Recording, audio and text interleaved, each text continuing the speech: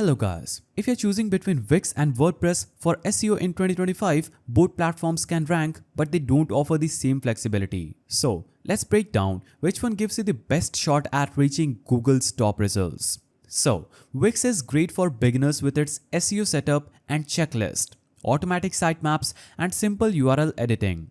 It covers all SEO basics but lacks deep control over page speed, custom code and advanced plugins that some competitive niches need. Now, WordPress, especially with plugins like Yoast SEO or Rank Math, offers more SEO depth. You can fully control page speed, schema markup, and advanced customizations. But it's less beginner friendly and requires proper hosting and ongoing maintenance. WordPress generally wins on mobile speed and technical SEO. With the right theme and caching, WordPress sites load faster than most Wix sites. Also, Wix templates can sometimes feel heavy, which may hold you back in mobile rankings if not optimized carefully. Now, for small businesses or personal sites, Wix guided SEO tools are easier and faster to set up, while WordPress offers more long-term SEO power, but you will need to handle plugins, security, and updates on your own or hire help.